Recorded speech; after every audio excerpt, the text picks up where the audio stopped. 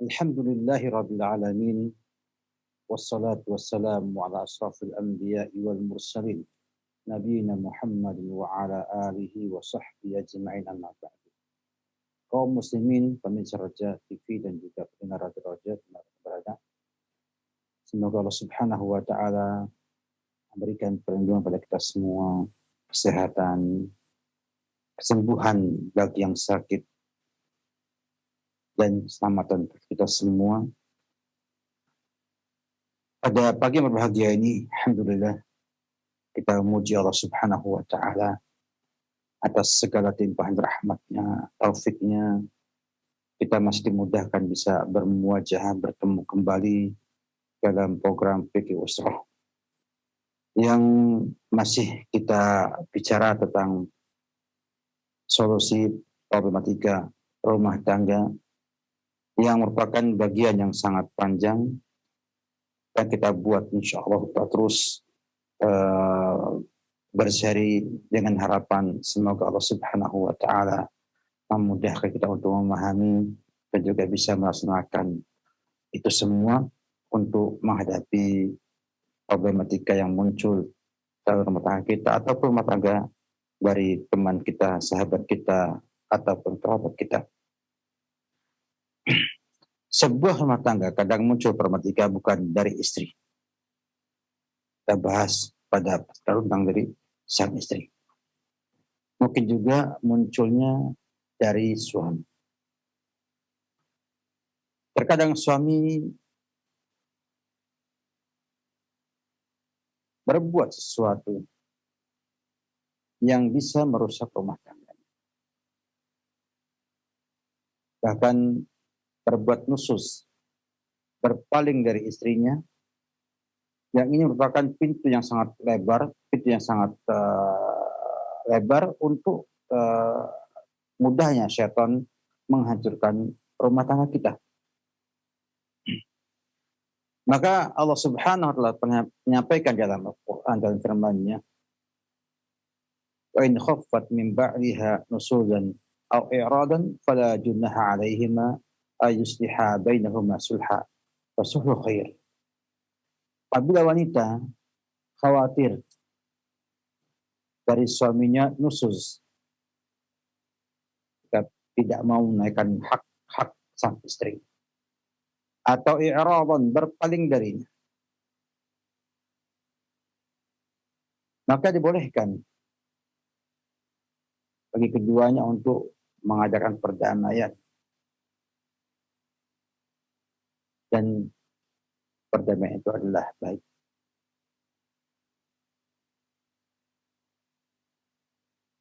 Dalam surat An-Nisa ayat 128. Oleh karena itu kita perlu untuk melihat kembali dan menganalisa mengapa ini bisa muncul. Mengapa ini bisa muncul dari sang suami. Padahal suami ini tentunya ketika melamar, ketika pernikahan, dalam posisi siap untuk tinggal bersama dan membina rumah tangga yang ada. Maka pemimpin, kalau rakyatnya yang memberontak, rakyatnya yang tidak patuh, maka tentunya pemimpin bisa punya kekuatan untuk mengatur mereka agar patuh taat kepada pemimpin tersebut. Lain bila pemimpinnya yang berbuat keliru, berbuat zalim, ya, berbuat kesalahan, berbuat tindakan yang tidak benar, maka sulit bagi sang rakyat untuk menuntut mereka, bahkan untuk merubah yang ada tersebut. Demikian juga dalam rumah tangga. Sehingga dibutuhkan adanya sebuah evaluasi untuk melihat kenapa suami itu berbuat demikian.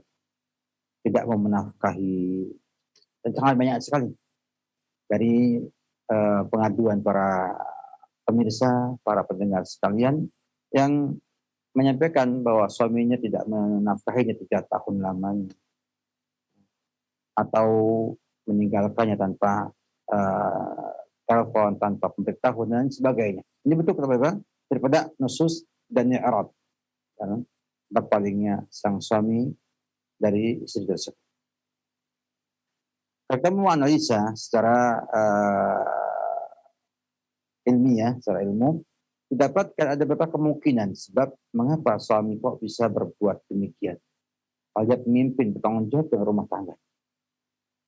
Yang pertama, kemungkinan disebabkan karena jeleknya muamalah atau jeleknya muasyarah dari sang istri. Su'ul muasyarah, ya, dari sang istri. Oleh karena itu, Islam sebagai agama yang memberikan maslahat kepada semua manusia, baik laki-laki perempuan, baik suami maupun istri, menjadikan ketaatan kepada suami sebagai sesuatu yang sangat sangat besar, bahkan menjadi hak yang paling penting, yang paling tinggi di antara hak-hak suami istri.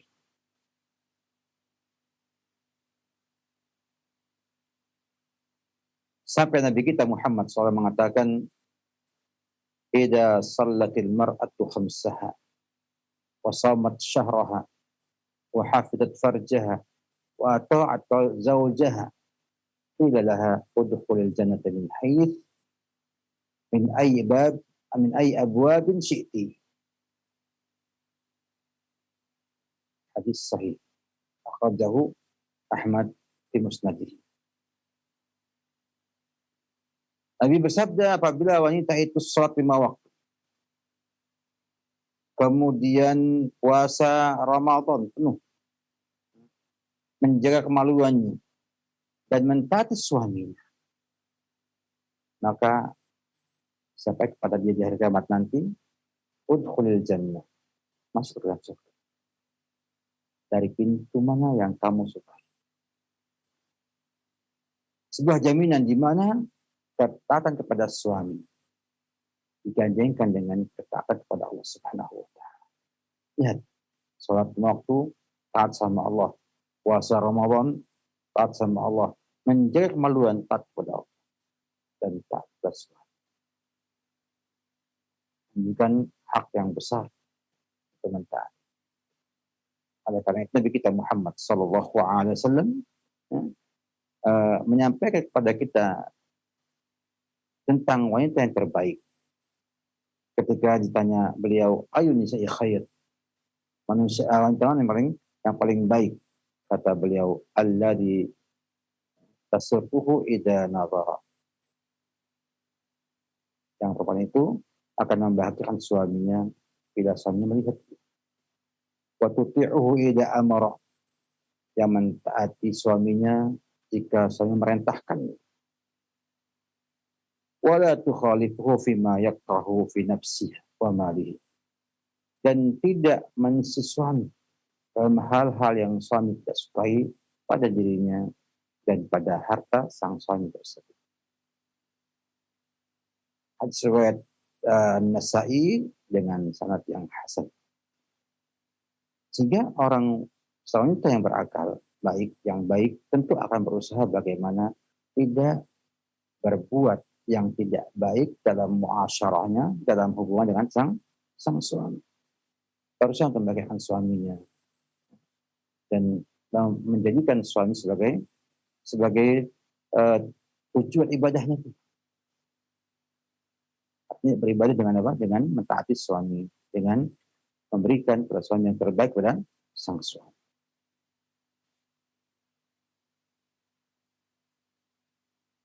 Buruknya muamalah ini, buruknya pergaulan ini akan memberikan sebuah dampak pada diri sang suami. Nah, dampak ini bisa membuat dia akhirnya tidak mencintai istrinya lagi, tidak merasa puas dengan istrinya lagi. Saya pada tahapan kemungkinan tidak mau menunaikan kewajiban dia kepada sang istri dan bahkan mungkin akan berpaling dengan meninggalkan sang istri. Tidak menceraikannya, tidak menggauli. Sehingga ini adalah perkara yang penting untuk kita perhatikan. Demikian juga kalau kita melihat kepada sebab yang lainnya, dapatkan bahwa ada kadang-kadang terjadinya nusul dan i'rad pada suami. Ini disebabkan karena putusnya komunikasi dan tidak adanya saling paham memahami antara pasangan suami istri. Artinya tidak ada komunikasi yang baik. Menjadi sebab suami tidak menunaikan hak terhadap istrinya. Bahkan pada tahapan berpaling, tidak mau tahu dengan istrinya. Oleh karena itu harus ada pemahaman, saling paham memahami. Dan juga kita ketahui ya, secara tabiat manusia bahwa pergaulan akan baik kalau antara sahabat dengan sahabatnya itu saling mengetahui, saling mengerti, dan saling memahami. Apalagi pada pasangan suami istri. Sehingga adanya komunikasi yang baik, kemudian adanya juga saling memahami yang baik akan menjadi sebab baiknya sebuah rumah tangga. Kita pernah sampaikan pada tentang hal ini ya, berkali-kali dan berulang-ulang. Sampai Nabi mengatakan kepada Aisyah, inilah alammu in kunti alayya radiyah. Aku tahu jika kamu, wahai Aisyah, dalam kondisi kunti alayya radiyah, dalam kondisi ridha dengan saya. Dan juga idza kunti ala ghadabi, idza kunti alayya ghadab, wa idza kunti alayya ghadba. Dan ketika engkau, wahai Aisyah, dalam posisi marah dengan, demikian bagaimana Nabi memahami Aisyah. Aisyah dengan demikian hebatnya, sehingga ini bisa membuat sang suami akhirnya mengerti tindakan istrinya itu bagaimana, dan dia tahu bagaimana harus menyikapinya. Jadi kadang-kadang banyak masalah yang muncul di rumah tangga itu sebabnya adalah tidak adanya komunikasi, tidak adanya dialog antara suami istri. Istri bersenang curhat kepada orang lain, sang suami pun demikian juga, ya, sangat malas atau bahkan enggan dan nggak suka untuk curhat kepada sang istri. Sehingga akhirnya tidak ada komunikasi yang baik. Padahal banyak masalah muncul karena nggak paham. Bahkan kata orang, susah memahami maunya wanita. Susah memahami maunya wanita. Dia berkata demikian, maunya sebaliknya. Karena memang demikian keadaan.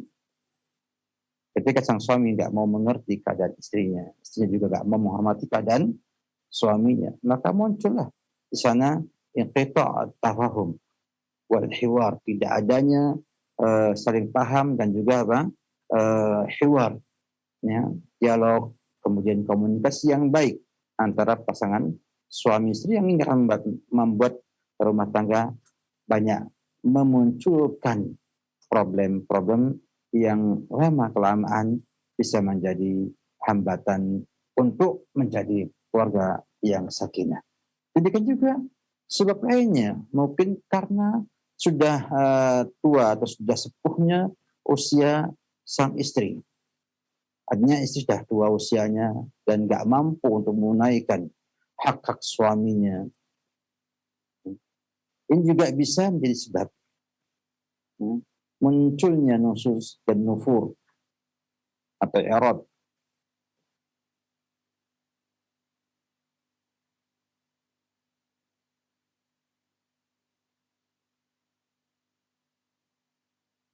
Demikian kita lihat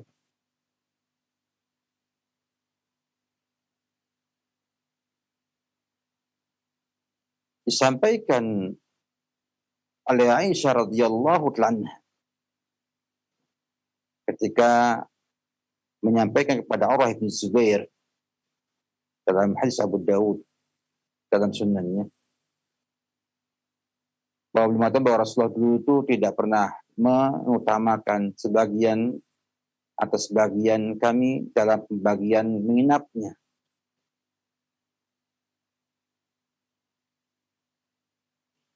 Dan hampir tiap hari beliau itu mengunjungi kami.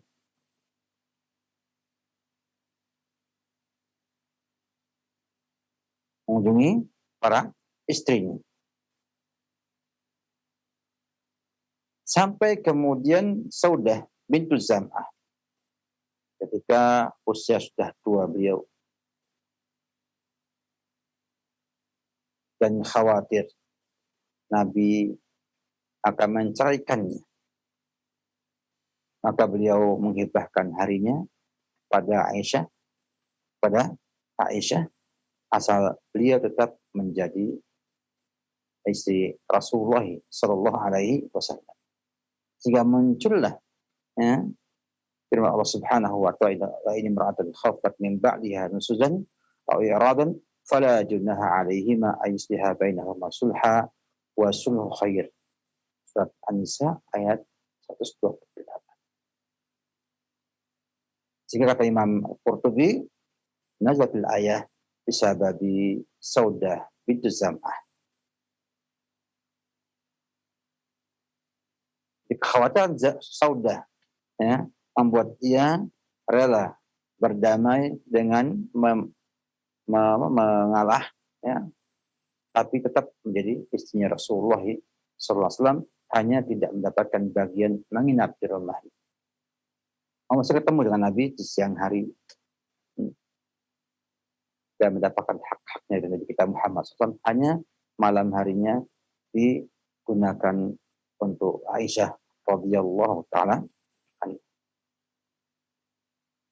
dibentuk daripada sebuah sebab yang mungkin dianggap tabu oleh sebagian orang, padahal tidak. Artinya ini contoh yang cukup baik, bahwa ada di sana komunikasi, ada di sana saling memahami, yang akhirnya membuat sang wanita tahu bahwa yang terbaik suaminya adalah dengan memberikan harinya kepada orang lain, kepada istri yang lain. Demikian juga faktor lain yang kita lihat mungkin muncul dengan erat ataupun ini adalah banyaknya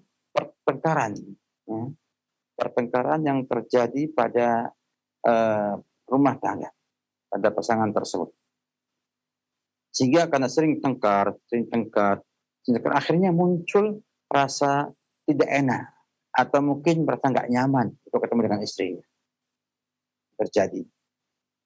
Istrinya merasa dengan perginya sang suami di rumah itu sebuah nikmat, enteng, tenang rasanya. Ada suami gelisah. Demikian juga sang suami. Masuk rumah itu kayak memasuki sebuah tempat yang sangat menyiksa dirinya. Dan keluar rumah itu menjadi sebuah kebebasan. Jadi banyak muncul di kalangan para suami, ketika rumah tangganya itu sering tengkar, sering tidak ada kesepemahaman antara kedua belah pihak. Bisa jadi itu kesalahan dari istri atau dari suami. Yang terjadi. Misalnya sang istrinya sudah ngaji, ngerti hukum-hukum Islam, ngerti dengan takdir Allah Subhanahu wa taala atau yang lainnya, suaminya tak paham itu semua. Suami bicara tentang usaha dari modal, istrinya melarang. Suaminya pengen usaha, istrinya melarang. Karena istri memandang itu hal yang tidak tepat ataupun agar syariat. Akhirnya muncul permasalahan yang lambat laun menjadikan keduanya tidak nyaman di rumah tersebut. Ini terjadi.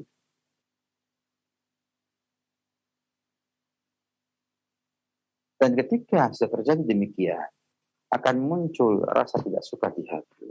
Ya? Hilang rasa cinta pada suami, hilang kebutuhan suami kepada sang istri, maka akhirnya yang terjadi adalah suami enggan memberikan nafkah kepada sang istri, ya, atau menunaikan hak-hak istrinya.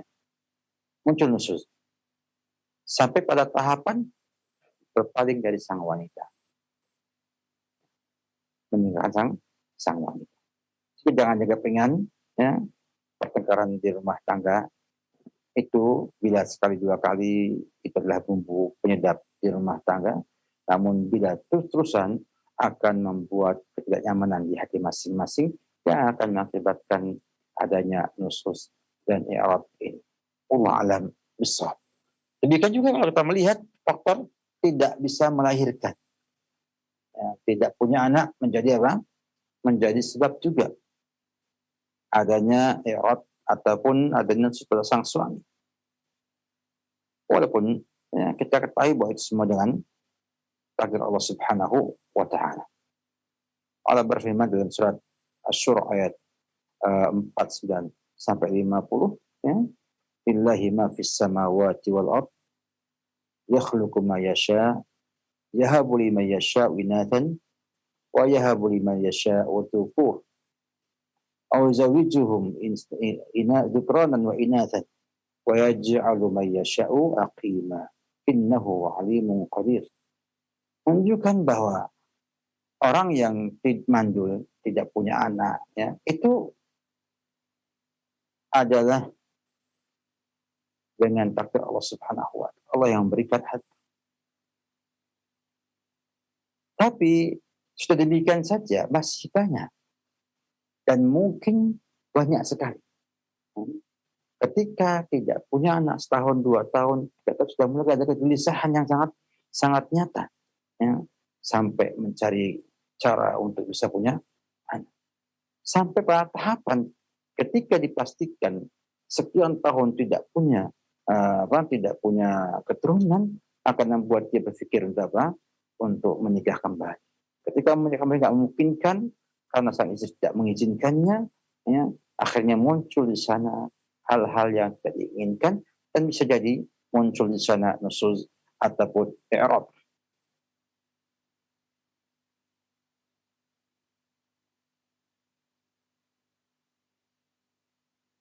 Ada misalnya demikian.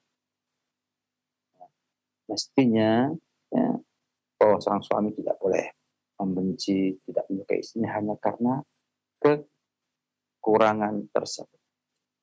Maka ambil solusi. Ambil solusi mungkin dengan menikah lagi dengan istri yang kedua, yang syukur, yang bisa menghasilkan atau menjadi sebab lahirnya keturunan baginya. Dan bisa jadi sebab nusus dan nufur ini, ya, disebabkan karena tabiat laki-laki tersebut. Kadang sebagian suami itu punya, ya, sebuah sifat untuk tidak betah dengan satu dan menganggap istrinya menjadi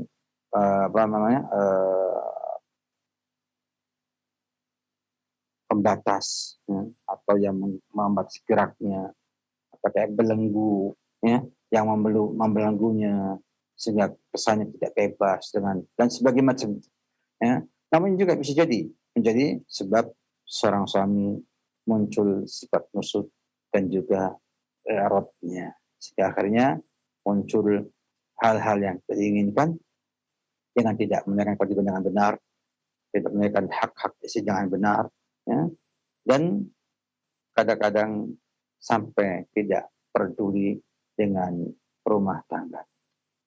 Ini ada 6 sebab besar yang saya lihat muncul ataupun menjadi sebab adanya i'rad ataupun nusus pada sang laki-laki.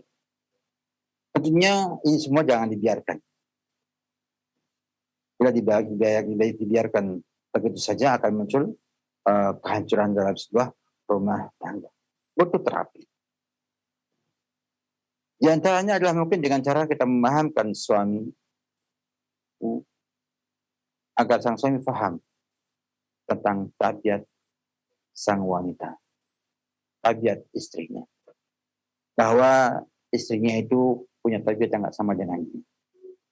Artinya, laki-laki tidak sama dengan perempuan. Kata ibunya Maryam, ya, laisa dzakaru kal unsa. Laki-laki nggak sama dengan perempuan. Umumnya laki-laki itu menggunakan akal sebagai standar menghukumi sesuatu, sedangkan perempuan menggunakan sisi yang lainnya, perasaan yang dimiliki mendahului akal yang dimilikinya. Sehingga sini harus diketahui ada istilah yang cukup ma'ruf, cukup masyhur, ya, laki-laki ingin dihormati karena serakal bahwa dihormati itu akan lebih mulia, ya, sedangkan ingin dimengerti karena dia punya perasaan. Ya, semua yang punya perasaan ingin dimengerti. Semakin tinggi perasaannya, semakin tinggi ingin dimengerti. Dia nggak mau orang lain. Taunya saya harus dimengerti oleh orang lain. Nah, kalau demikian keadaannya, sang suami harusnya bisa menggunakan ini sebagai cara untuk menghilangkan nusus yang dimilikinya. Sedangkan Al-Quran menyampaikan bila muncul terjadi hal seperti itu, maka adanya muhawalah as-sulh baina zaujain, adanya upaya untuk mendamaikan, ya, keduanya. Baik di antara keduanya, ya, sulh baina zaujainnya, sang istri dan suami ketemu untuk saling mengalah sampai pada tahapan semuanya ridho, semuanya siap dengan semuanya. Ini yang sebenarnya Allah Subhanahu wa taala, wala junha 'alaihima ayusliha bainahuma sulhan wasulhu khair. Sehingga akan muncul di sana saling komunikasi, saling dipahami, saling memahami sampai pada tahapan saling mengalah terhadap hak-hak yang dimilikinya.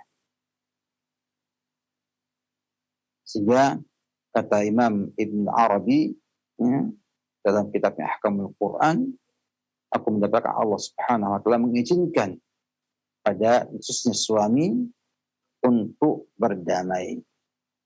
Dan Nabi SAW menjelaskan, ya, hal tersebut. Dan menjelaskan juga kepada kita semua tentang khususnya wanita dengan dipukul.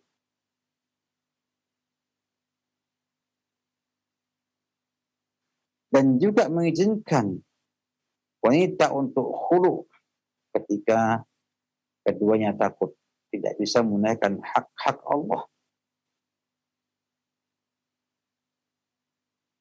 Dan ini semuanya kembali kepada keridhaan sang wanita. Menunjukkan bagaimana munculnya sulh ini agar semua saling saling ridha dengan saling mengalah di antara keduanya. Karena as-sulh tidak mungkin terjadi kalau tidak ada yang mengalah. Tidak ada yang mengalah. Banyak caranya yang bisa dengan mengizinkan sang laki-laki untuk menikah lagi. Atau dengan cara yang lainnya, misalnya mengalah, ya, dalam nafkah lahir, ya, sehingga nafkahnya dikurangi, atau cara lainnya yang akhirnya akan menemui ke titik yang sama, saling memahami untuk mempertahankan rumah tangganya dengan mengalahkan hak-hak yang dimilikinya. Namanya perdamaian dalam hal ini.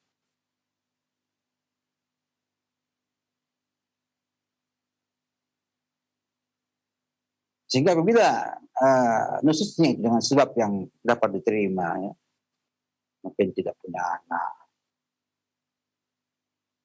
misalnya, maka bisa ada di sana tanazul atau saling mengalah.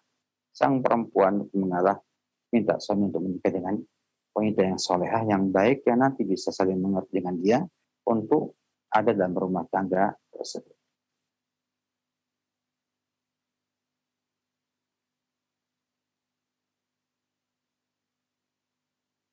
Bila melihat suami mampu untuk berpoligami, tentunya. Dan kita nggak boleh menyuruh orang berbuat maksiat.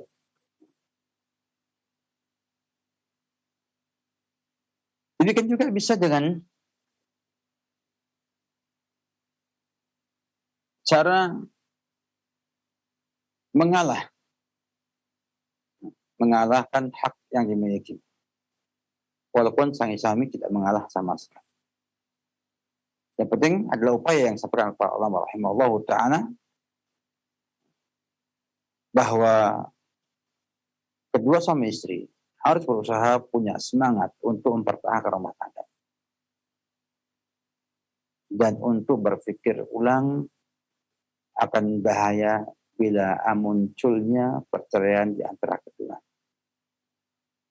Maka Islam memandang ketika sang suami berbuat hal-hal yang tidak baik, atau mengganggu atau problem dalam rumah tangga, maka akan muncul sudah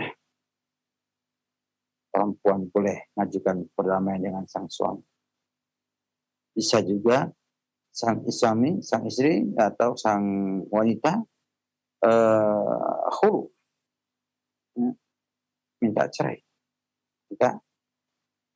dari sang suami. Sekarang juga Allah mengizinkan suami untuk memukul istri yang berbuat nusus agar kembali kepada ketaatan kepada sang suami tersebut. Jadi demikian. Kita lihat ada hal yang cukup istimewa.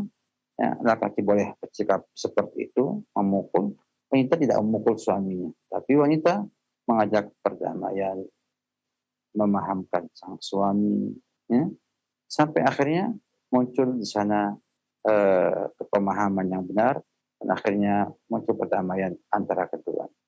Bisa jadi sang suami sadar akan kekeliruannya dan akhirnya memperbaiki keadaannya.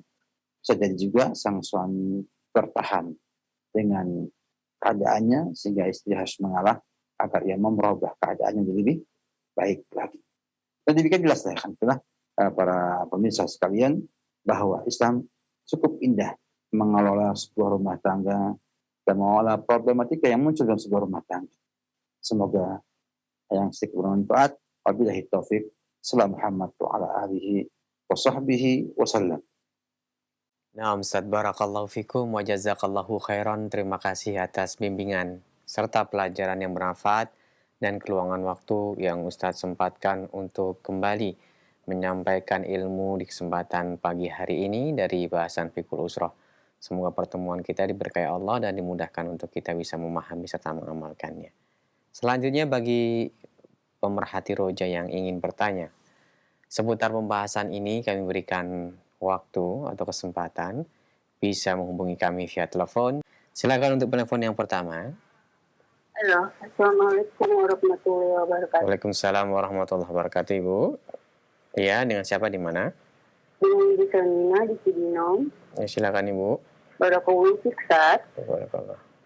Ustaz, gimana caranya supaya kita bisa mengubah pola pikir kita yang kebanyakan kaum laki-laki itu egois. Itu satu. Yang kedua, gimana juga kita cara mengubah kesannya rumah tangga itu menakutkan. Jadi ada kengirian orang untuk bersuami kembali. Mohon nasihat Ustaz. Jazakumullahu khairan. Assalamualaikum warahmatullahi wabarakatuh. Waalaikumsalam warahmatullahi wabarakatuh. Silakan. Baik. Tidak kita pungkiri bersama, memang namanya pemimpin itu mesti punya ego. Maka dikatakan laki-laki ingin dihormati. Itu menjadi sifat yang baik bagi seorang pemimpin, karena ia harus tanggung jawab dengan seluruhnya. Tapi ego ini harusnya dibatasi pada tahapan yang bermanfaat, bukan yang berlebihan. Sehingga kalau saya katakan kepada ibu, ingin laki-laki hilang egonya sama sekali, itu nggak mungkin. Jika wanita juga punya ego juga. Dengan sebuah bukti akan susah menerima wanita lain ada pada suaminya. Dengan bahasa mungkin berbagi cinta atau pelakor atau yang lainnya, semuanya menunjukkan bahwa ada ego di sana, tidak mau orang lain bahagia seperti dia berbahagia bersama suaminya tersebut. Maka ego ini tidak bisa dihilangkan secara total, namun dikendalikan dan perlu diperhatikan jangan sampai melampaui batasnya. Dan tidak indah bila dalam sebuah rumah tangga suaminya nggak punya ego, tidak indah sama sekali. Oleh karena itu kita sebagai seorang wanita hendaknya, ibu sebagai seorang wanita hendaknya berpikir bahwa bagaimana mengelola itu menjadi sebuah kemanfaatan bagi rumah tersebut. Sehingga efeknya efek baik. Efek apa? Baik. Artinya ketika sang suami itu merasa menjadi pemimpin, maka mungkin egonya akan membuat ia bekerja sungguh-sungguh dan akhirnya bisa menafkahi keluarganya dengan sangat istimewa.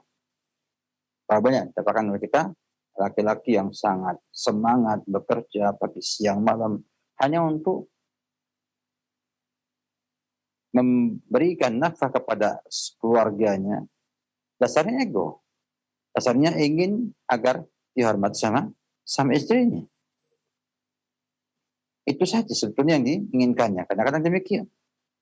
Maka seorang wanita harusnya melihat itu semua sebagai sebuah anugerah Allah Subhanahu wa taala, bahwa suaminya punya ego, ya, tapi tentunya harus membantu suami untuk mengolahnya dengan baik. Berapa banyak laki-laki yang mengorbankan egonya untuk istrinya.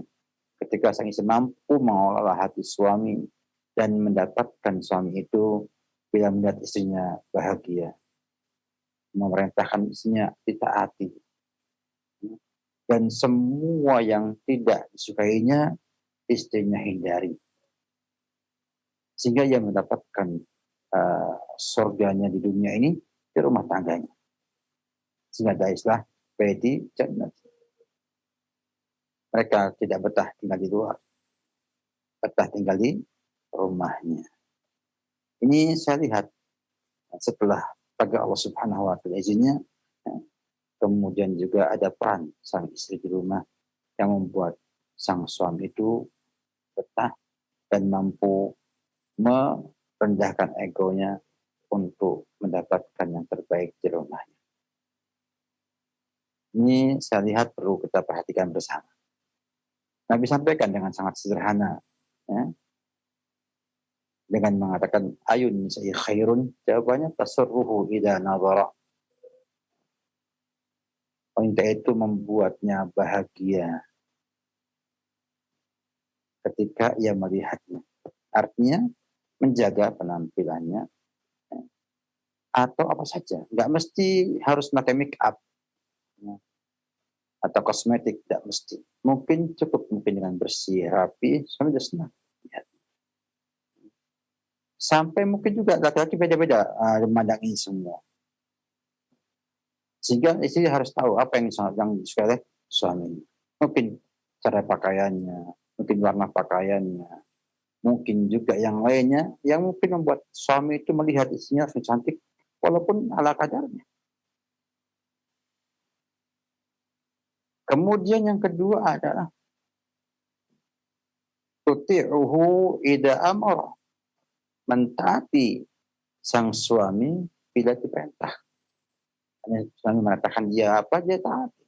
Selama tentunya dalam hal yang baik, bukan hal yang mungkar. Dan laki-laki tentunya akan sangat bahagia bila omongan dia diterima, omongannya dia dilaksanakan oleh sang istri. Sebuah kebahagiaan bagi sang laki-laki bila ia ditaati oleh istrinya. Hal seperti ini insya Allah akan lebih mampu mencintai istrinya, akan lebih mampu untuk betah bersama istrinya, ya, Karena merasa dihormati oleh sang istri. Kemudian tentunya laki-laki dengan ego yang dimilikinya tidak ingin istrinya itu berbuat hal-hal yang tidak dia sukai. Sebagaimana orang tua, baik laki maupun perempuan, melihat anaknya mensih yang diinginkan, tentunya sakit di hatinya. Ibu ingin anaknya mengaji, anaknya malah main, marah. Sehingga bila sang istri mampu kemudian membuat suami itu merasa bahwa istri taat dan berusaha untuk tampil, untuk bersikap dengan sikap yang disukai oleh istri, oleh suaminya, dan berusaha menjauhi hal-hal yang tidak disukai oleh sang suami. Kadang sang istri tahu suaminya nggak suka dicampuri misalnya urusan kantornya, malah rewel, menyampaikan kritik yang pedas terhadap apa yang ada di kantornya yang dia tahui. Akhirnya membuat suami juga tidak bisa bahagia di rumah tersebut. Makanya kata Nabi kita, la yukhalifuhu wa la tukhalifuhu fima yakrahu fi nafsiha wa malihi. Jadi ini penting sekali untuk kita perhatikan bila kita mau mengolah egonya sang laki-laki agar menjadi maslahat dalam rumah tangga tersebut. Demikian juga bila kita melihat kondisi-kondisi yang lainnya. Hendaknya kita berusaha bagaimana bersikap dengan benar menghadapi keadaan yang ada. Yakinlah bahwa kita mampu untuk melakukannya apabila kita mau belajar kembali syariat Islam ini dan mau kembali menjalankan syariat ini. Kalau kemudian dapatkan suami pemahamannya jauh dari yang kita harapkan, atau kita merasa lebih hebat daripada sang suami dalam hal ini, perempuan merasa sudah ngaji lama, tahu hal haram, suaminya sama sekali nggak mau tahu hal itu, maka perlu adanya dakwah. Perlu adanya dakwah dari sang istri kepada sang suami. Dan saya yakin bila sang istri itu orang yang kan sampaikan tasarruhu idza nadhara wa tuti'uhu fima amara wa la tukhalifuhu fima yakrahu fi nafsiha wa malihi, insyaallah akan mudah bagi sang wanita untuk mendakwahi sang suami. Bahkan mungkin dengan cemberutnya sang wanita sekali-kali membuat suami kemudian bertanyakan, kenapa kamu kata demikian? Jawab, sampaikan, saya pengen begini, Anda pengen seperti ini, bagaimana? Bisa nggak memperbaiki keadaan yang ada tersebut? Banyak cara bisa disampaikan sang istri ketika suami sudah kadung, terikat dan sangat butuh pada sang istri, maka dia akan tunduk kepada istrinya dalam hal-hal yang dianggap sama dia baik, insyaallah ta'ala. Dan berikan kepada sang suami untuk banyak membaca buku-buku agama dan ikut belajar agama, hal yang sangat baik dan sangat memberikan pengaruh besar bagi kebahagiaan dalam rumah tangga kita. Artinya, bila kita mampu mendakwahi sang suami untuk satu frekuensi dengan kita dalam agama, maka akan muncul di sana keserasian. Keserasian nanti akan membuat kita semua bisa menikmati kehidupan dengan semua cobaan yang ada di dalamnya. Allah alam bissawab. Barakallahu fikum. Jazakallahu khairan, nasihat yang bermanfaat yang telah disampaikan Ustadz. Semoga menjadi solusi dan tambahan ilmu untuk penanya khususnya, serta kita semuanya yang menyimak di kesempatan pagi hari ini. Berikut masih kami berikan kesempatan di layanan telepon, silahkan. Kami tunggu kembali. Halo. Assalamualaikum. Waalaikumsalam warahmatullahi wabarakatuh. Dengan siapa ini Bapak, di mana? Hamba Allah di Sulawesi Selatan, Pak. Ya Bapak, dikecilkan dulu ya volume audionya. Bapak cukup mendengarkan via telepon saja. Sudah? Sudah. Silakan. Begini Pak, saya ini seorang tunanetra. Terus saya mencari pekerjaan, terus saya diterima, cuma orang tua belum mengizinkan saya pergi jauh dari dia karena dia sering sakit-sakitan. Sementara saya berkeinginan untuk mencari uang untuk juga menikah seorang perempuan yang sama-sama tunanetra. Jadi dan namun saya dilarang sama bapak mencari uang karena bapak sering sakit-sakitan. Ya. Jadi apa yang harus saya lakukan, Pak Ustaz? Baik, terima kasih Bapak. Iya ya, terima kasih. Assalamualaikum warahmatullahi wabarakatuh. Waalaikumsalam warahmatullahi wabarakatuh. Silakan Ustaz. Waalaikumsalam warahmatullahi wabarakatuh. Alhamdulillah. Bapak, Masya Allah, punya semangat cukup hebat dengan semua keterbatasan dimiliki. Ingin menikah dan bisa menafkahi keluarga sendiri. Sebuah semangat yang kadang hilang pada orang yang lengkap, yang bisa melihat, punya tenaga, punya kecakapan, punya keterampilan. Namun tentunya kita tidak bisa hanya modal semangat, kemudian kita melanggar yang lebih utama atau yang lebih wajib. Maka ketika menyampaikan kasus ini, maka saya lihat bahwa orang tua yang sedang sakit-sakitan tentunya membutuhkan rawatan dari putranya yang tidak sama dengan rawatan orang lain. Karena ada kedekatan emosi, ada juga di sana mungkin merasa khawatir melihat anaknya yang Allah takdirkan diberi kelebihan sebetulnya karena Allah memberikan pahala surga kepada mereka yang Allah hilangkan pendengar apa penglihatannya dan ridha dengan itu semua. Dan banyak hal-hal lainnya yang Allah mudahkan pada seorang hamba dengan semua keterbatasan dimiliki. Maka kalau kan seperti ini saya lihat bila tidak ada lagi yang lain yang mampu untuk merawatnya, maka rawatlah. Apalagi mungkin masih ada kecukupan untuk hidup, walaupun dengan keterbatasan yang ada. Rawatlah sang bapak yang saya katakan tersebut. Semoga nanti keberkahan Anda berbakti kepada sang bapak akan Anda rasakan dalam hidup Anda nanti.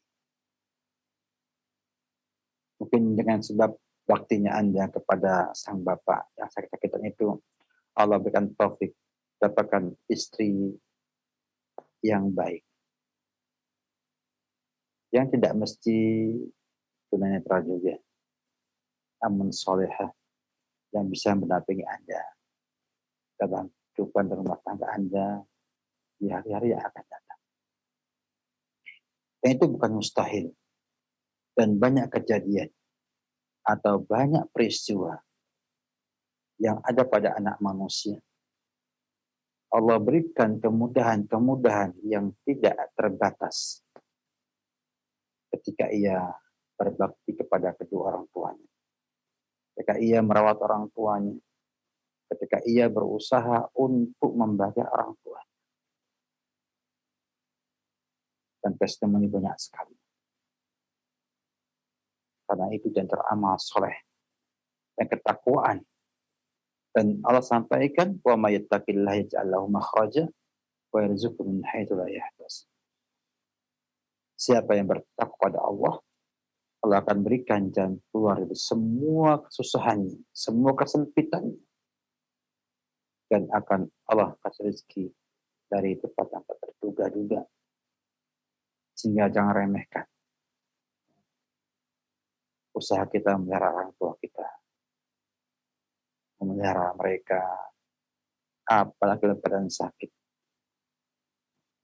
sakitan yang merupakan bagian daripada kebutuhan orang tua kepada anaknya. Sehingga itulah waktu kita untuk bukan balas budi, tapi untuk beribadah kepada Allah dengan memelihara orang tua tersebut. Karena balas budi tidak mungkin bisa.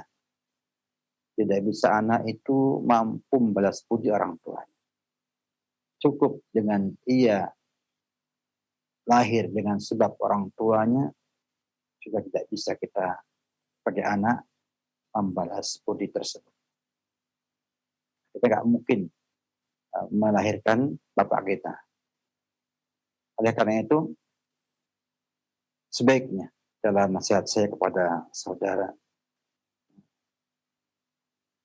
tinggal di rumah, bantu orang tua, rawat orang tua semampu yang dimiliki, dan bila ada pekerjaan yang tidak harus meninggalkan rumah jauh-jauh, kenapa tidak?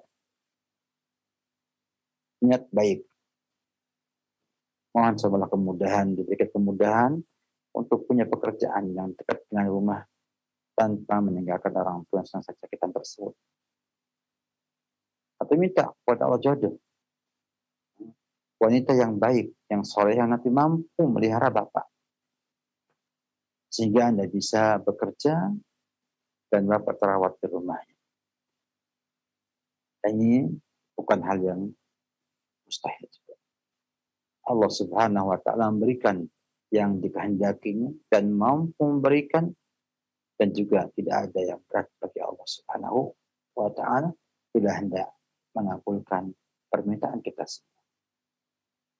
Maka banyak mohon sama Allah Subhanahu wa Ta'ala. Insya Allah ada solusi di sana tentang apa yang Anda inginkan.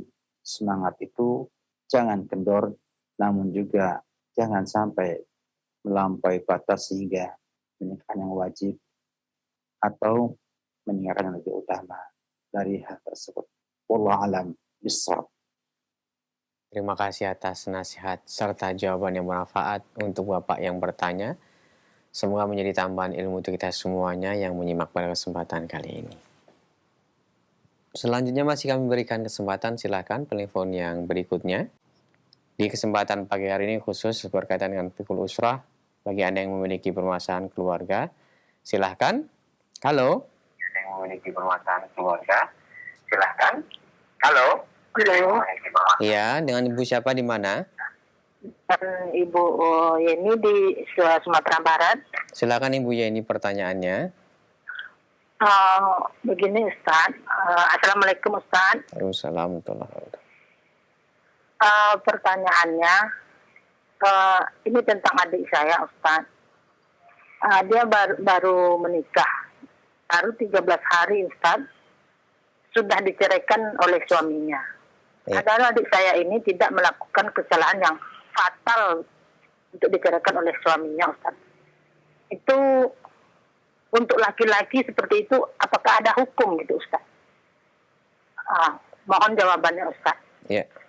Ya, Assalamualaikum warahmatullahi Waalaikumsalam warahmatullahi wabarakatuh. Silakan Ustaz. Memang perceraian tidak bisa kita salahkan seorang menceraikan istrinya. Walaupun baru 1 hari, 2 hari, 3 hari, atau seterusnya. Karena itulah haknya suami. Haknya suami.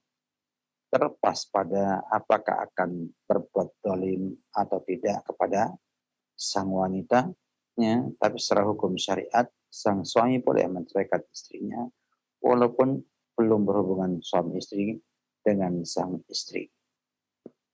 Ini sampai dalam Al-Quran. Kebolehan tersebut.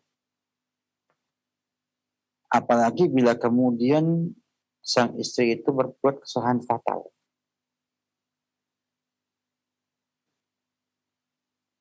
Maka bisa jadi sikap sang suami benar dalam hal ini. Bisa benar ya sikapnya sang suami. Karena ia memandang kepada masalah kehidupan nanti. Dia pemimpin rumah tangga. Kalau memang tidak mampu mengelola hidup rumah tangganya, lebih baik dia meninggalkan hidup tersebut.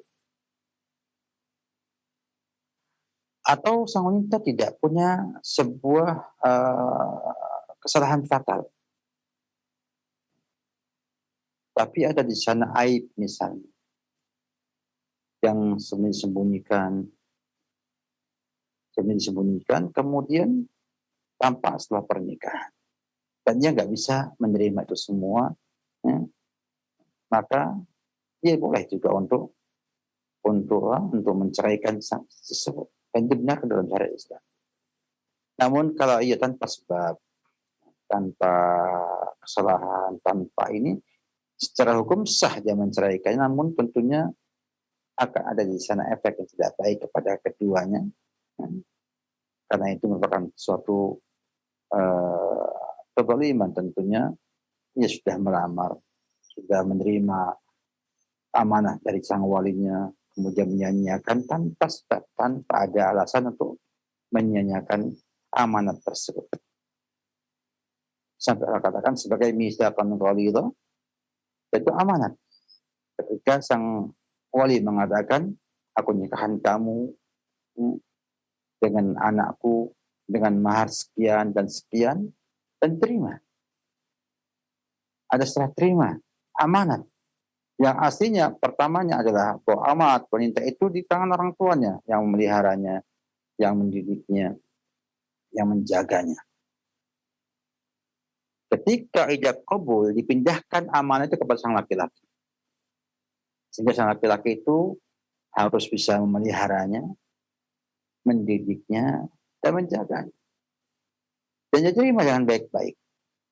Nah, ketika ia kemudian menceraikannya tanpa sebab, tanpa kesalahan, tanpa aibnya, tentunya ia keliru, berbuat kesalahan karena menatarkan amanahnya sang wali pada dia. Namun itu pun juga tidak ada hukuman dalam Islam. Hanya hukumannya apa? Maharnya tidak bisa ditarik kembali. Kalau dia sudah nyampaikan dan belum memberi maharnya, maka maharnya pun harus dibayar oleh sang laki-laki tersebut. Ini beberapa hal menyangkut masalah itu. Jadi memang itu haknya suami. Terlepas pada nanti efek kepada masyarakat ataupun yang lainnya, tapi secara hukum Islam dia boleh menceraikan istrinya, ya, walaupun baru 13 hari, ya, baik dengan adanya kesalahan yang fatal atau aib atau yang lainnya. Wallahu a'lam bishawab. Barakallahu fikum wa jazakallahu khairan. Terima kasih Ustadz atas nasihat dan jawaban yang bermanfaat yang telah disampaikan bagi penanya via telepon. Dan kini saatnya kami akan beralih ke pesan singkat. Beberapa pertanyaan yang telah masuk kami bacakan dari hamba Allah di Jember. Assalamualaikum Ustadz, mau bertanya bagaimana solusinya bila istri tidak bisa tinggal di rumah suami. Begitu juga suami tidak bisa tinggal di rumah istri. Akhirnya masing-masing tinggal di rumahnya sendiri-sendiri tanpa ada solusi. Mohon diberikan nasihatnya Ustadz, silahkan. Ini permasalahan yang cukup unik ya. Artinya kok nggak bisa kumpul, padahal dulu ketika pertama kali merajut pernikahannya, kan niatnya mau kumpul. Niatnya mau kumpul bareng. Nggak ada orang menikah ngomong, saya mau nikahi, terima nikahnya, tapi kamu tinggal sana, saya tinggal sini selama-lamanya. Yang kedua, ada pelanggaran di sana. Pelanggaran di mana suami tidak bisa menunaikan hak-hak istrinya, dan juga sebaliknya, sang istri tidak bisa menunaikan hak-hak suaminya. Sehingga makna dan pengertian pernikahan tidak akan tercapai di sana. Dan saya yakin tidak akan ada kebahagiaan di sana. Sehingga tujuan pernikahan. Seperti Allah Subhanahu wa ta'ala min ayatihi an khalaqalakum anfusakum azwaja litaskunu ilaiha wa ja'ala bainakum mawaddatan wa rahmah. Itu tidak terjadi dengan pernikahan yang seperti itu. Maka sebaiknya dibuatlah perdamaian. Ini perdamaian untuk saling mencari solusi yang terbaik. Kalau dua-duanya juga ngotot tidak mau juga saling mengalah, maka ada baiknya bila cari penengah yang nantinya akan memutuskan bagusnya diceraikan atau dipisahkan atau disatukan. Kenapa? Karena inilah bentuk daripada tujuan adanya pernikahan adalah untuk kumpulnya dua hamba Allah ini dalam sebuah rumah tangga yang akan saling taskunu ilaiha, saling butuh-butuhkan, saling memberi, menunaikan hak-hak, kemudian juga memberi nafkah, melayani suami, dan yang lainnya. Kemudian dengan sebab ini tidak ada sama sekali yang bisa diwujudkan. Maka yang terbaik Quran Islam saya pada keduanya untuk takwa sama Allah Subhanahu wa Ta'ala. Takwa Allah Subhanahu wa Ta'ala. Jangan biarkan diri kita hidup dengan penuh suatu kezaliman. Setiap hari kita berzalim kepada yang lain. Ingat, ada efek yang buruk juga akan datang di sana. Manusia tetap punya namanya syahwat. Syahwat.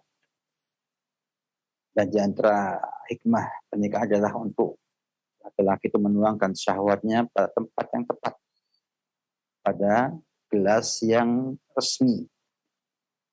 Sehingga tuangannya itu bisa memenuhinya dan bisa menghasilkan anak dan lain sebagainya. Nah, bila tidak ada sama sekali salurannya, maka berbahaya bagi kesehatan keduanya dan juga bagi kejiwaan keduanya.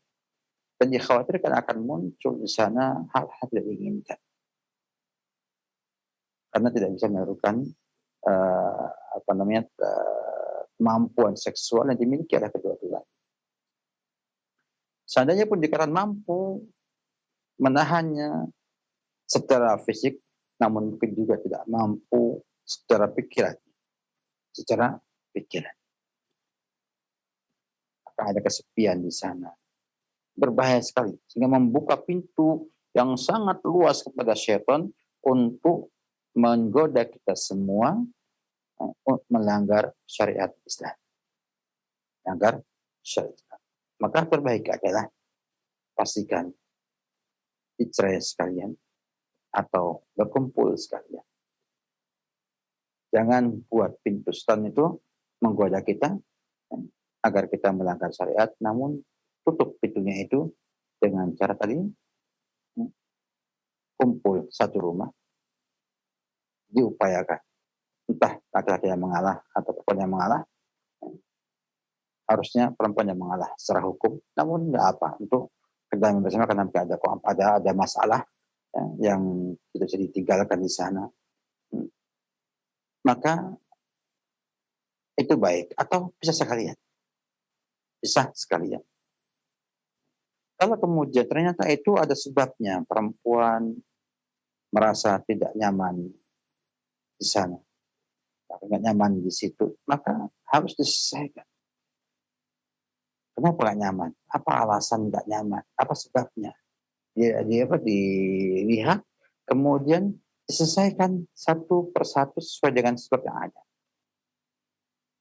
Dan bila kemudian tidak mau, bukan karena tidak bisa, tidak mau, maka perpisahan adalah solusi terbaik. Berpisah, perempuan menikah dengan laki-laki yang bisa bersama dia, laki-laki menikah dengan wanita yang bisa bersama. Itu adalah nasihat pada hal ini. Wallahu a'lam bishawab. Jazakallahu khairan Ustaz. Terima kasih atas nasihatnya. Berikut kami akan bacakan kembali masih dari pesan singkat. Assalamualaikum warahmatullahi wabarakatuh dari hamba Allah yang bertanya, Ustadz, suami saya alhamdulillah orang yang istiqomah dalam sholat fardu dan mengaji. Dalam hal ini saya mensyukurinya alhamdulillah. Tetapi dalam hal berumah tangga tidak berjalan dengan baik khususnya dalam komunikasi terhadap istri. Dalam berbagai hal dan kondisi selalu kekeh dengan pendapat dan egonya yang begitu besar. Jadi saya mohon nasihat dari Ustadz supaya saya ini atau saya sebagai istri bisa bersikap sabar untuk menghindari selisih pendapat dengan suami. Dalam hal ini istri juga ingin didengarkan pendapat, saran dan kata-katanya padahal. Mohon nasihatnya Ustadz, silakan. Sebetulnya bukan ingin didengarkan, ingin dimengerti maunya gimana. Ya. Karena saya yakin itu hanya alasan ingin didengar pendapatnya, padahal ingin dimengerti pendapat tersebut. Saya lihat ini merupakan perkara yang cukup penting untuk kita perhatikan bersama dan menjadi ajang uji nyali pada sang istri. Artinya, Anda sebagai rakyat mendapatkan pemimpin seperti itu. Bagaimana caranya? Mengalahkan pemimpin itu agar kemudian mengerti dengan rakyatnya, maka harus dibuat cara. Kalau enggak, ya enggak akan selesai urusannya. Maka saya lihat orang Islam, semua pemimpin dengan segala ego yang dimilikinya, keakuan yang demikian besar yang dimilikinya, tetap akan kalah dengan rakyatnya. Akan kalah dengan rakyatnya. Ini rumah tangga. Lihatlah, suami Anda tidak akan seperti Fir'aun dalam ego, ya, dalam kekehnya dia. Ya, tidak yakin tidak akan sehebat Fir'aun.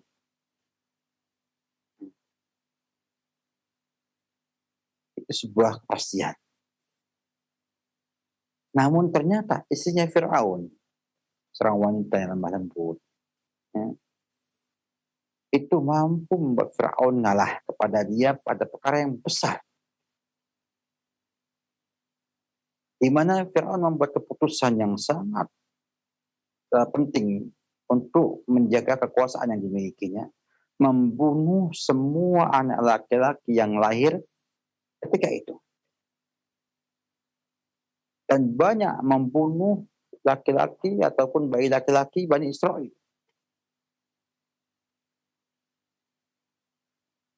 Namun ketika Musa oleh ibunya dimasukkan dalam peti, kemudian alirkan di sungai Nil tersebut, dan Fir'aun mendapatkannya, maka sudah pasti akan dibunuh oleh dia.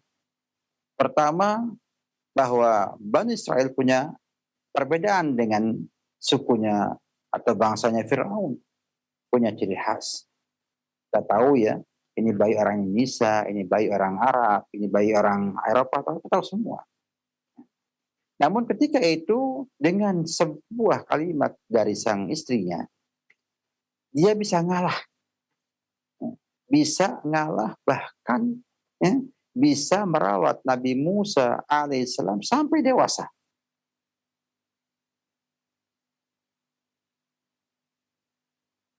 Kira-kira apakah istri Fir'aun itu kemudian kekeh ribut dengan Fir'aun, debat, akhirnya tengkar, tidak karuan? Tidak. Sampaikan kata-kata yang baik kepada sang Fir'aun sampai akhirnya dia mengalah untuk mengalah, dan akhirnya tidak menerapkan hukuman yang dia tetapkan untuk anak-anak Bani Israel.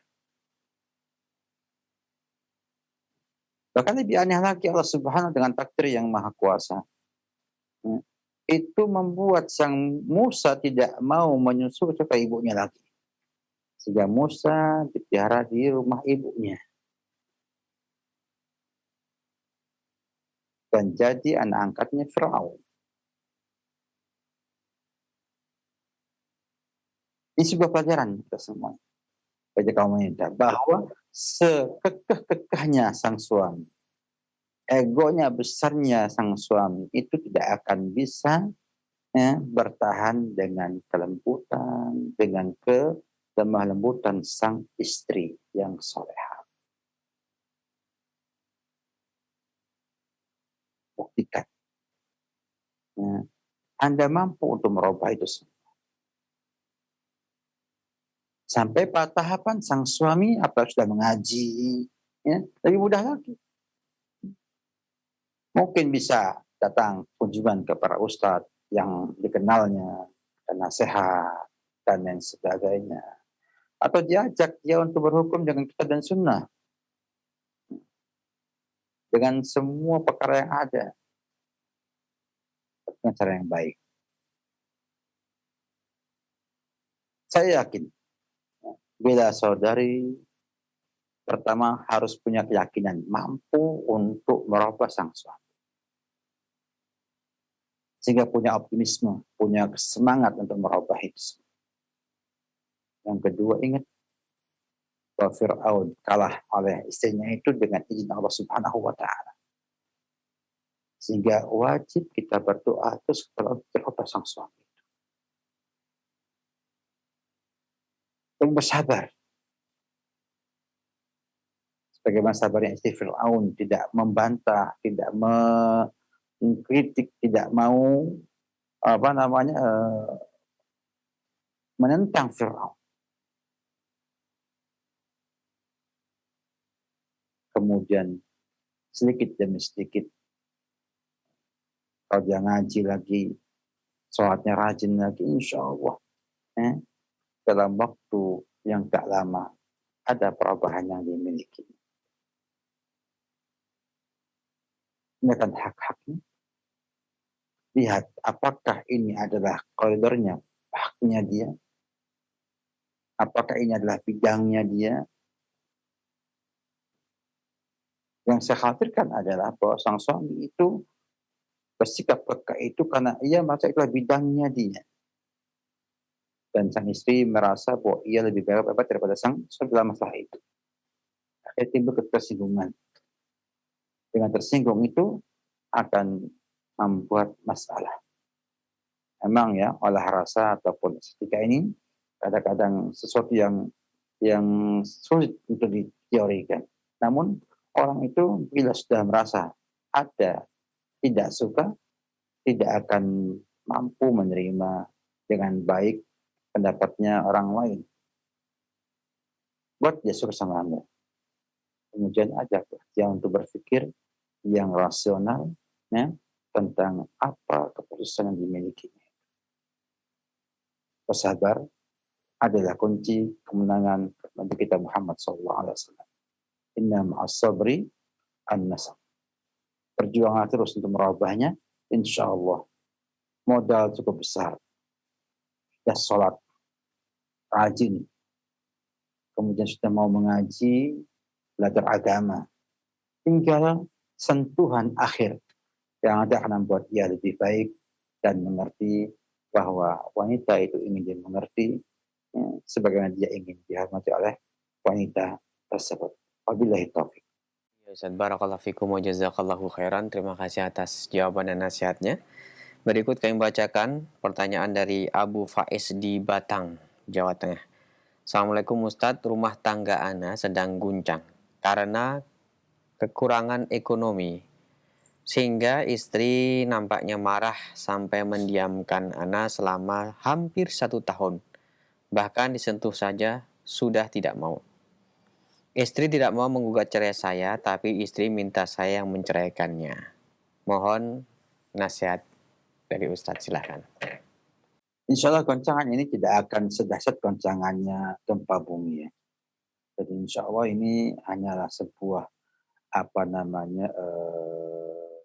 upaya dari sang istri ya, untuk membuat Anda lebih mengerti kepada dia. Kalau istri Anda seorang yang paham agama, yang memang baik sebelumnya. Permasalahan ekonomi sebetulnya tidaklah menjadi satu-satunya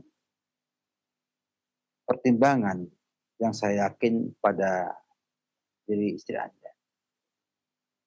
Karena banyak wanita yang butang-bating cari harta di mana-mana hanya untuk hidup bersama laki-laki yang pengangguran. Banyak sekali. Perempuan sekarang banyak kerja di mana-mana.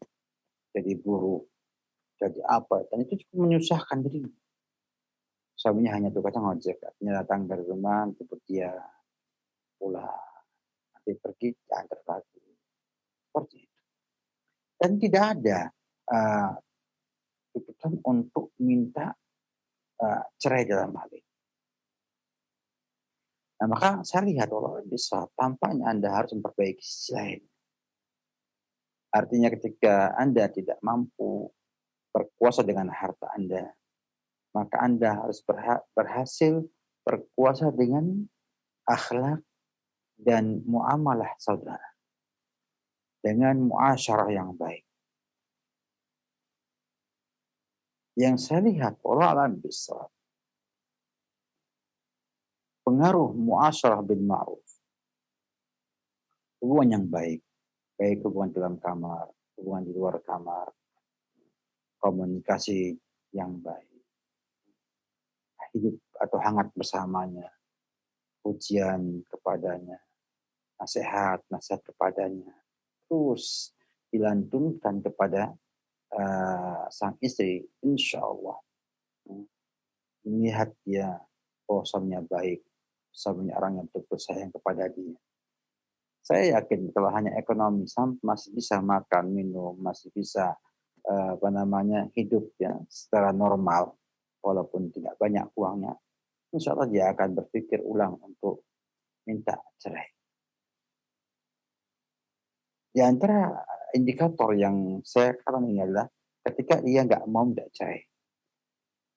Dia maunya dicerai tapi tidak mau minta cerai. Artinya di sana masih banyak peluang bagi saudara untuk merubah pikiran sang wanita tersebut. Dan banyak peluang bagi Anda untuk kemudian bisa memberikan opini bahwa walaupun saya tidak punya uang banyak, namun saya adalah suami yang terbaik bagi tampakkan misalnya kalau dapat uang berapa, berikan semua. Sampaikan bahwa maaf bahwa saya hanya baru bisa memberi sekian kepada saudara. Rezeki dari Allah Subhanahu wa Ta'ala. Dan bisa jadi dalam waktu yang akan datang, Anda akan mampu menjadi orang yang kaya, yang mampu untuk semua kebutuhan sang istri tersebut. Jadi pertahankan dulu, rubah diri Anda jadi suami yang baik, suami yang bisa membahagiakan istri, dan memberikan nyaman pada istri walaupun tidak ada uang.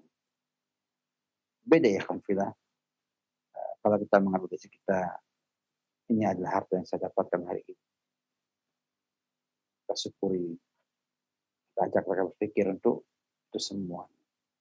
Sehingga dengan diingatkan dia dengan syukur kepada Allah Subhanahu wa Ta'ala, bahwa rezeki itu adalah dari Allah Subhanahu wa Ta'ala, insya Allah saya yakin dia akan berpikir bahwa suaminya yang paling baik, yang punya perhatian sangat baik kepada dia, dan berusaha untuk baik yang ada dengan sebaik-baik.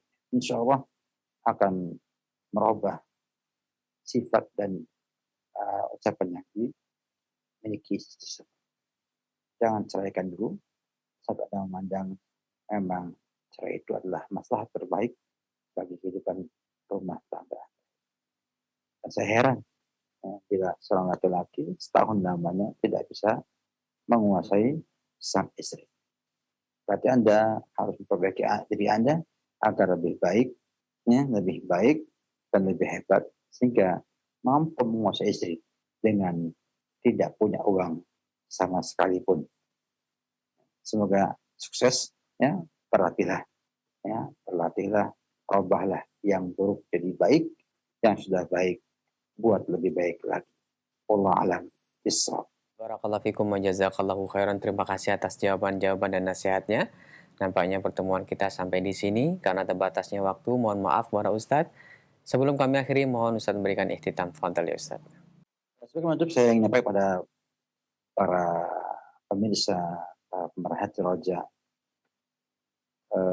ada sebuah fenomena yang cukup menyedihkan saya pribadi saat ini di masa pandemi seperti ini, di mana Allah Subhanahu wa Ta'ala menguji kita semua dengan musibah yang besar, dengan wafatnya banyak para dai, para ustadz kita, dan beberapa ustadz juga masih dalam kondisi dirawat, ada yang kritis, ada yang setengah kritis, ada yang masih di rumah isolasi mandiri.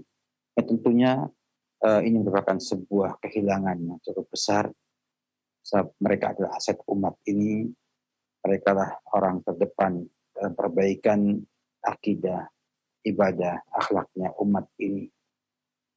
Maka harapan saya kepada pemerhati roja sekalian, mari kita banyak doakan mereka, mari bantu mereka dengan apa yang kita miliki, baik donasi ataupun yang lainnya.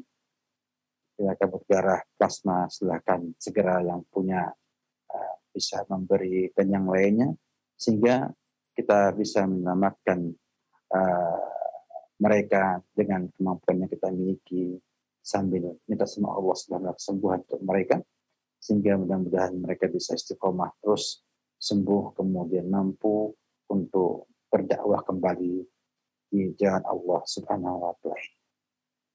Ini semua melihat fenomena ada beberapa saat kita Allah panggil dengan sebab COVID-19 ini, dan ini adalah perkara yang cukup penting. Saya sampaikan kepada para pemirsa sekalian, jangan meremehkan hal ini dan jangan takut kemudian kita itu ketahuan terkena penyakit. Ini penyakit sama dengan yang lain-lainnya.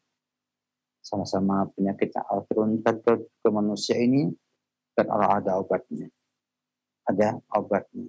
Dengan bukti banyak yang sembuh. Banyak yang sembuh. Nah, berhati-hatilah. Taati prokesnya pemerintah. Yang tetap oleh pemerintah. Dan kita kemudian berusaha tidak meremehkannya. Dan juga tenang. Jangan sibuk dengan berita yang nggak jelas. Jangan perhatikan info-info yang tidak jelas. Mau namanya dokter, namanya profesor, apapun juga. Tidak mesti benar. Tapi saya yakin pemerintah Indonesia berusaha untuk yang terbaik untuk rakyatnya. Dan hampir ulama dunia, baik yang syariat maupun yang non-syariat, memandang ini sebagai sebuah penyakit yang perlu kita perhatikan dan kita jaga. Jadi kita, para ustadz kita, agar kemudian bisa Allah hilangkan dengan segera dan bisa kita kembali berdakwah dengan lebih luas, lebih mudah seperti sebelum adanya pandemi ini. Maka harapan saya kepada antum semuanya, mari banyak doakan para ustadz kita, para dai kita yang sedang terkena musibah ini, dan juga bantu mereka dengan yang kita miliki agar kita termasuk orang yang beroleh amal soleh dengan sebab itu semua. Ini jangan kepada hadirin sekalian, dan syukron lakum atas perhatiannya. Demikian juga syukur saya sampaikan kepada teman-teman di Roja di Studio Ukhuwah atas semua yang diberikan, dikeluarkan untuk acara yang mulia ini. Semoga Allah memberi kita semua umur panjang untuk bisa berjumpa kembali pada acara yang akan datang. Bi'idnillahi ta'ala. Amin. Ya Rabbal Alamin. Salam Muhammad wa ala alihi wa sahbihi wa sallam.